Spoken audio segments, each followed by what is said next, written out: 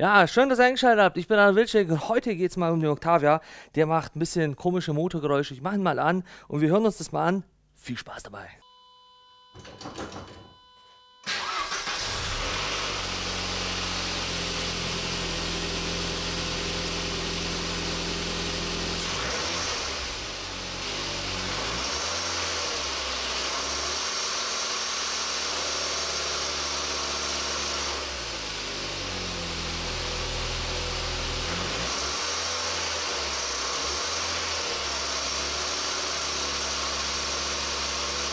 300.000 Kilometer, macht Geräusche. Viele würden sagen, ach, weg damit.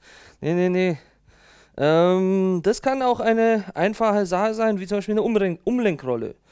Ich würde jetzt mal schauen kurz hier rein, ob da in dem Bereich eine Umlenkrolle ist. Zum Beispiel die Spannrolle von der Lichtmaschine. Sowas in der Richtung könnte es sein. Am einfachsten testet man das, indem man erstmal sich Licht holt. Also an der Stelle würde ich sagen, machen wir doch einfach mal kurz den Keilrippenriemen raus. Und dann schauen wir, ob das Problem damit gelöst ist. Ja? Denn dann ist es auf jeden Fall was ganz Einfaches. Schauen wir mal. Das ist ein 15er. Wir tun das Ganze mal zur Seite. Den Keilrippenriemen raus. Und nicht vergessen beim Raustun, wenn ihr ihn runter tut, ja, vorher kennzeichnen. So, das heißt, den müsst ihr immer kennzeichnen. Ich würde den aber austauschen. Sprich, der hat nämlich schon Bruchriefen und dementsprechend muss man den austauschen. Das heißt, falls ihr vorhabt, euren Keilrippenriemen wieder zu verwenden, markieren, bevor ihr ihn ausbaut. So, welche Laufrichtung ihr habt.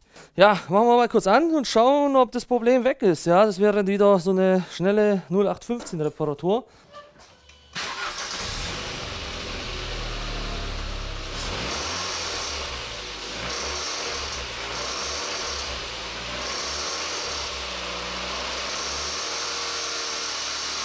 Nein.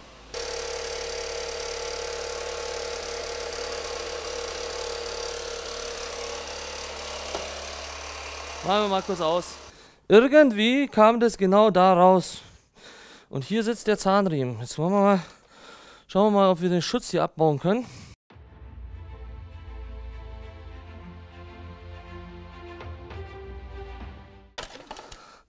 Bei solchen Aktionen, wo sich was dreht und ihr wisst, das könnte zum Beispiel im Bereich hier sein, zieht euch auf jeden Fall eine Schutzbrille auf. Da können plötzlich irgendwelche Splitter fliegen oder was auch immer. Ganz wichtig.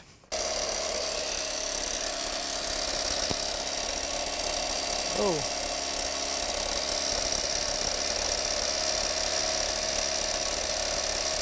Spannrolle.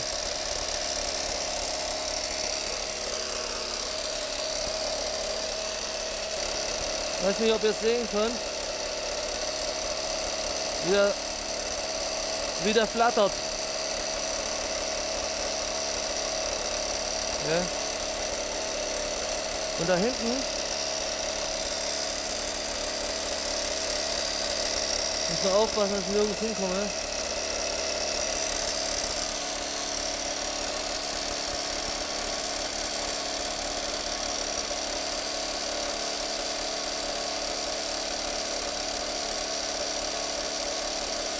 Ja.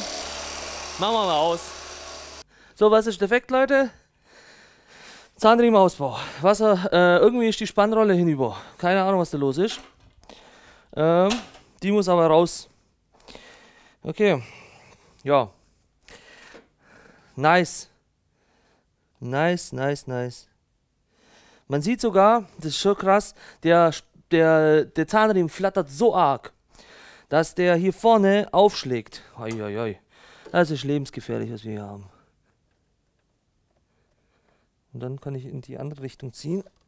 Will ich euch zu zeigen. Und ich höre so ein also so ein, als ob das Ganze hängen würde. Ich kenne das eigentlich so, dass das richtig unter Spannung steht. Also eigentlich geht das, was ich hier mache, fast gar nicht so richtig. So einfach, ja. Und das ist auch das Problem hier mit dem Zahnriemen. Ja, der flattert hier wirklich so rum, dass er einfach hier an der Stelle, ich hoffe man sieht es da, ja, dies anfängt schon zu polieren, weil der einfach hier so rumflattert, weil die Spannrolle nicht ausreichend spannt, den Zahnriemen.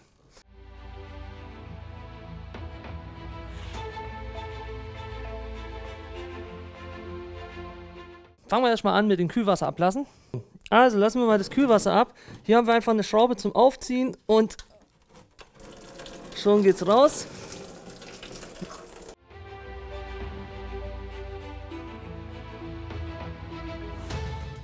So, jetzt gucken wir mal, wie weit wir hier kommen, aber ich vermute mal, ihr seht ja auch schon, hier stört mich schon noch die Gasanlage. Ich muss an der Stelle leider die Servolenkung öffnen. Also Servolenkung ist auf Minimum. Ich glaube, das wird hier rauslaufen.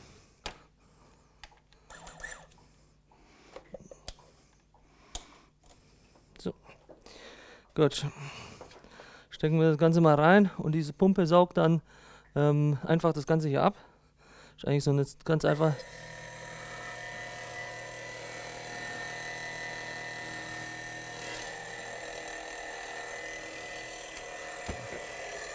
Es gibt dann halt weniger Sauerei.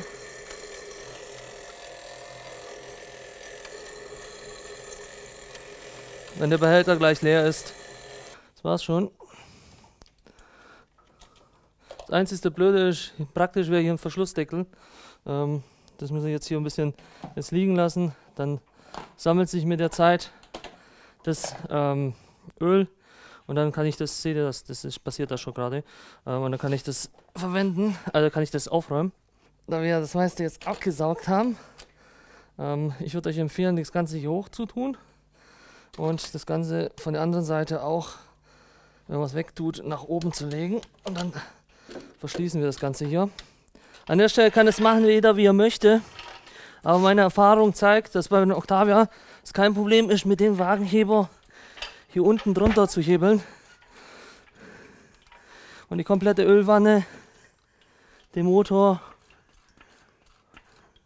anzuheben. Das geht vollkommen. Also ist schon getestet, mehrmals. Passiert nichts.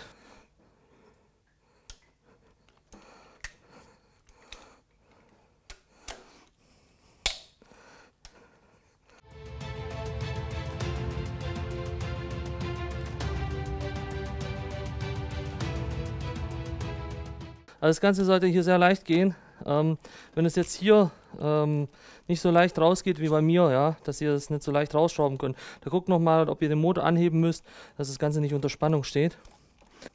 Das Ganze mal raus. Das ist, glaube ich, das ist an der Stelle nicht notwendig, den Spanner zu lösen, aber das ist eigentlich kaum Arbeit und deswegen an der Stelle machen wir das einfach mal.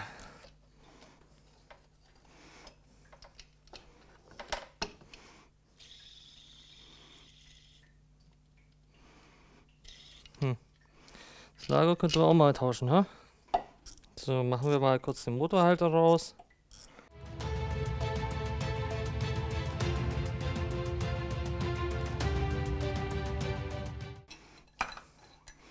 So. Beachtet bitte, dass die Schraube etwas kürzer ist als die andere.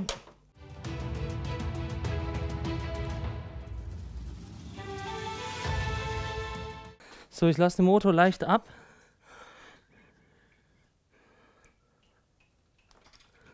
Das reicht schon. So. Gucken wir mal, wie wir das rauskriegen. Ich tue den Motor wieder hoch. Hier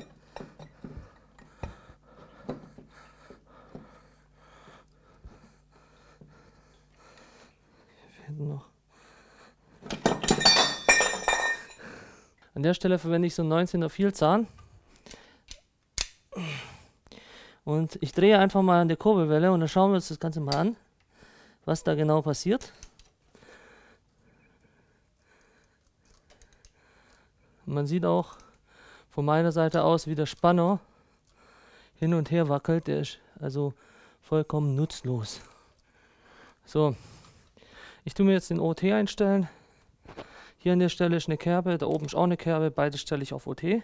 Einmal diese Kerbe muss mit dieser Kerbe fluchten. Ja. Wenn man direkt aus in dieser Richtung schaut, ist halt schwierig zu zeigen.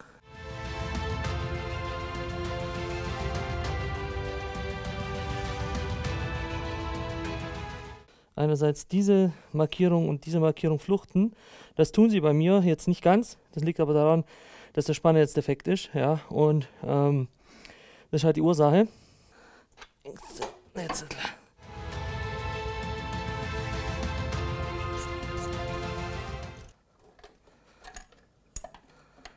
Ich glaube zwar nicht, dass der Spanner uns gefährlich werden kann, aber trotzdem sollte ich mir einen Augenschutz anziehen, falls da was rausfliegt. Jetzt schauen wir mal, was defekt ist. Der Zahnriemen sieht an sich noch gut aus, ja. Der ist ja jetzt erst 100.000 Kilometer alt. Auch hier drin, die Zähne sehen nicht beschädigt aus. Was eigentlich ein gutes Zeichen ist, ja. Hier habt ihr eine Schraubverbindung und der Spanner ist hier oben drauf. Ich schraube das Ganze fest mit der Schraube, bis es nicht weitergeht, und dann steckt ihr hier einen Stift durch. Seht ihr das? Da habt ihr dann das Pardon dazu. Das heißt, wenn das Ding dann hier drin ist, steckt ihr einen Stift durch, da ist der Spanner arretiert und dann kann man den Spanner hier oben rausschrauben. Aber da ich wusste, ich meine diese Umlenkrolle, diese Spannrolle, aber da ich wusste, dass der Spanner kaputt ist, konnte ich die auch so rausschrauben. Wenn ihr das macht, wenn ihr das Ganze rausschraubt, so wie ich es jetzt gemacht habe, und der Spanner ist funktionsfähig, dann habt ihr das Problem, dass ihr euch das Gewinde hier beschädigt. Ja? Also aufgepasst, lieber den sichern. Hier kommt ein M3er, Imbus könnt ihr reinstecken und dann könnt ihr das manuell entsichern. So. Ist natürlich jetzt alles Öl verschmiert, weil der Spanner, das ganze Öl unter Druck steht.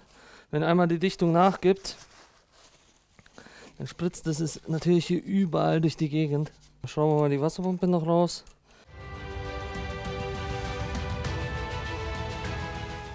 Hier hebeln.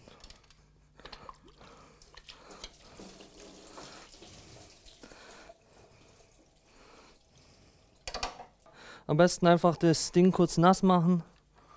Hier einmal und einmal das Ding und dann gemütlich aufsetzen. Nochmal richtig feucht machen das Ganze und schon kann man das Ganze einfädeln. Hier ist es wichtig, so ein bisschen über Kreuz zu arbeiten. Also sprich, nicht alles auf einmal anziehen, sondern Stück für Stück.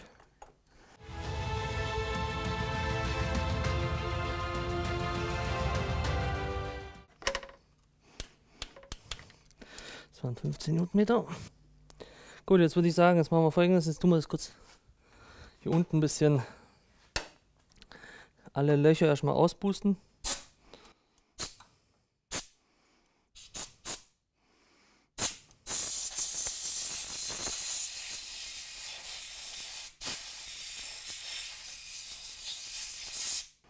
Okay, man muss mit der unteren Schraube beginnen, sonst funktioniert das nicht. Also 15 Newtonmeter.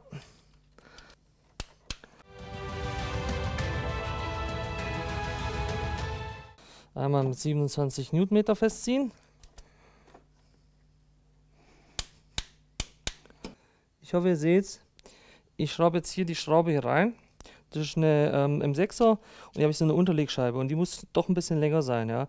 Das Wichtige ist, wenn wir jetzt den Zahnriemen einsetzen und dann löse ich hier den Spanner. Ihr dürft den nicht schlagartig lösen. Wenn ihr schlagartig löst, macht ihr euch ihn kaputt. Die Schraube anziehen, so dass das hier ganz leicht rausgeht. Ja? Das ist ganz wichtig.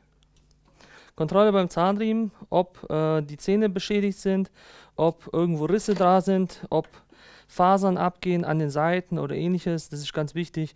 Wenn das der Fall sein sollte, ist der Zahnriemen natürlich nicht zu verwenden. Und die gleiche Länge wie der alte sollte er haben. So, den setze ich mir so auf, wie ich ihn möchte. Dann gehe ich über die Wasserpumpe. So. So. Jetzt gucken wir mal, wie wir den drauf kriegen, ob das soweit passt.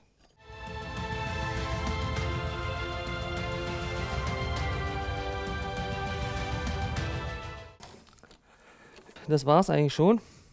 Jetzt kontrollieren wir, ob wir hier oben OT sind und unten unsere Zeichnung, die wir eingezeichnet haben, auch noch auf OT geblieben ist. Nein, da sieht man es. Ich bin ein Zahn daneben. Ja, da ich mir mit den Zähnen nicht so sicher bin, ob wir da richtig sind, machen wir jetzt Folgendes. Wir bauen kurz den Luftfilterkasten raus.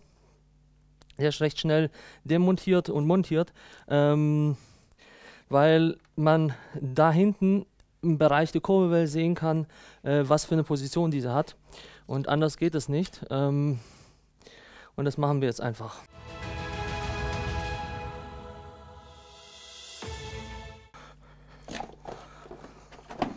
So.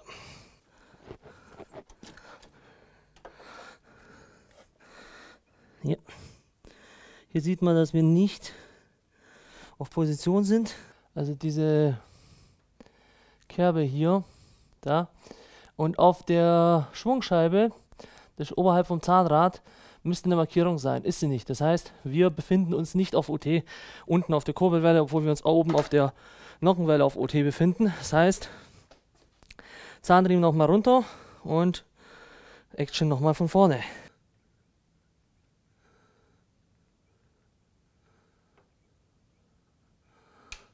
So.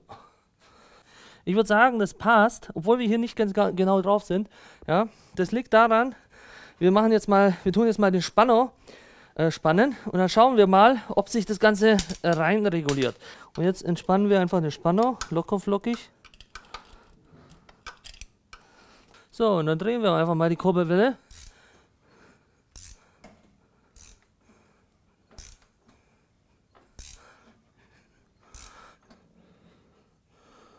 Ich hoffe, ihr seht das. Liegt natürlich genau im Schatten. Ich hole mal das Licht hoch. Ja, also es steht genau auf UT. Kann man an der Stelle wieder den Pfropfen reintun. Das ist wichtig.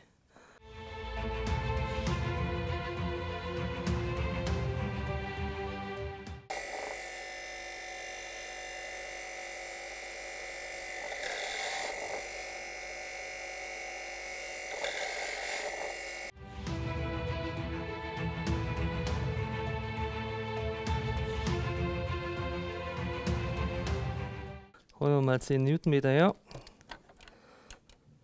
Ja, also ich kann jetzt euch mal das auch zeigen. Ich krieg den Spanner an der Stelle keinen Millimeter bewegt, ja. Und dann starten wir einfach mal den Motor kurz.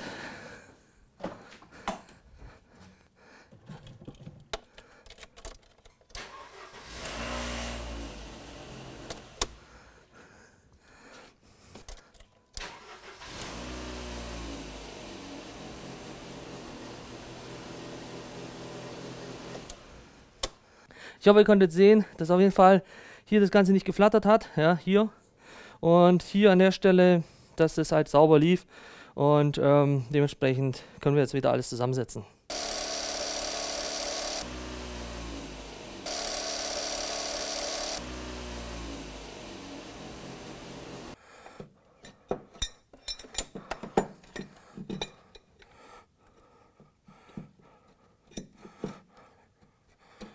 So. So, ich glaube, so ist das richtig.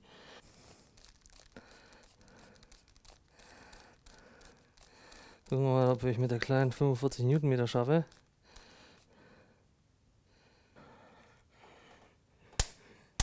Das waren 45 Newtonmeter. Jetzt müssen wir mal gucken, wie wir da hinten reinkommen. So, dann hätten wir das. Okay, machen wir das Motorlager wieder rein. Ganz wichtig, die Schrauben sind zu ersetzen. Also verwendet neue Schrauben. Die kosten auch nur ein paar Euro. Kann man sich schon leisten. Und wichtig ist, dass das Ganze wieder an Position ist. Ja? Also nicht, dass ihr hier das an eine neue Position bringt, sondern das Motorlager sollte so sein, wie es vorher auch war. Ist ganz wichtig. Die Schrauben mit 40 Newtonmeter anziehen. Dann gehen wir auf 25 runter. 100 Newtonmeter. Gut. So, und hier nicht vergessen, nochmal 90 Grad.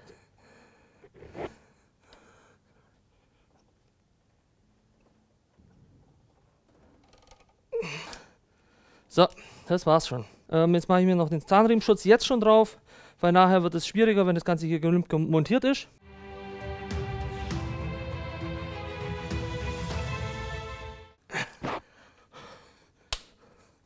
Hinten hat es auch noch einen Clipser.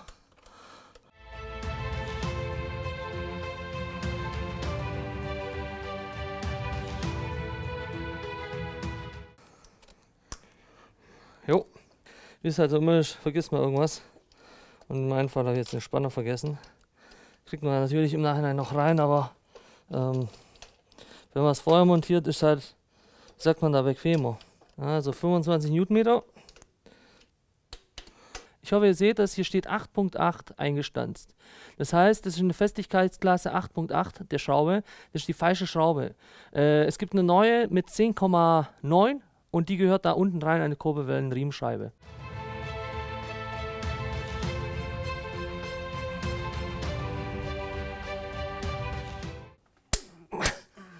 Okay. So. Dreh mal ein bisschen. Warte. Brauche ich auch noch. Dreh ein bisschen weiter. Warte. Die habe ich fertig. Die nächste. Um 180 Grad. 180 Grad, ja. Ja, dass man über Kreuz immer macht.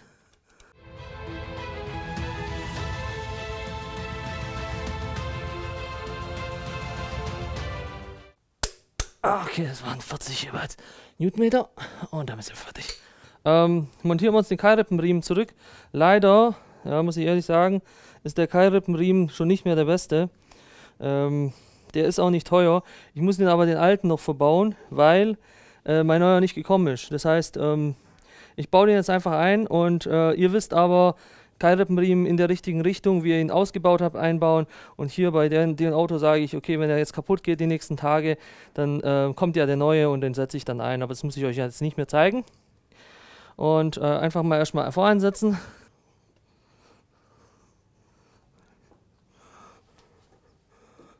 So. Und das war's schon. Jetzt nochmal Kontrolle, ob der Keilrippenriemen überall sauber sitzt, aber es sieht gut aus. Das ist eine 1:1 Mischung, die ich hier habe. Also normalerweise passen so 3,5 Liter, ja manchmal sogar 4 Liter rein.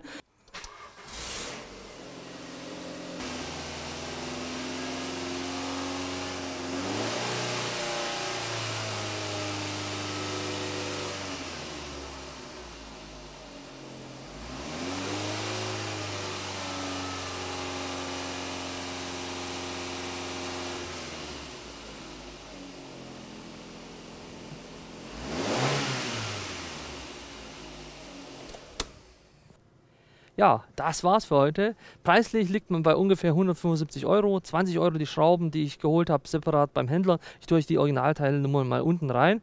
Und zuzüglich noch kam hinzu die Teile, natürlich der Satz. Und der hat irgendwas mit 155 Euro gekostet. Ich würde euch immer empfehlen, dann alles zu tauschen, wenn da einmal Öl auf dem Zahnriemen drauf ist und der ist schon 100.000 Kilometer gelaufen. Der hat zwar ein längeres Wechselintervall, ich glaube 180.000, wenn ich mich nicht irre, aber das lohnt sich nicht mehr, ja, den drin zu lassen. Würde ich euch nicht mehr empfehlen. Prinzipiell ist es so, dass man jetzt noch die Radschrauben anziehen muss, 120 Newtonmeter und unten, also nicht unten, sondern das Kühlsystem entlüften, Motor auf 3000 Umdrehungen fahren und dann warten, bis der Lüfter vorne anspringt. Ich mache immer wieder Pausen zwischendurch, das heißt, ich tue immer wieder von den Drehzahlen mal so Pause machen für 30 Sekunden, dann gehe ich wieder auf die 3000 Umdrehungen. Ja, mehr gibt es nichts zu erzählen. Ich hoffe, das wird euch halt gefallen. Lasst mir natürlich einen Daumen hoch da und ein Abo und ich bedanke mich fürs Anschauen. Wir sehen uns hoffentlich beim nächsten Mal. Ich bin da am Wilczek von MechDU. Bis zum nächsten Mal. Bis dann. Ciao.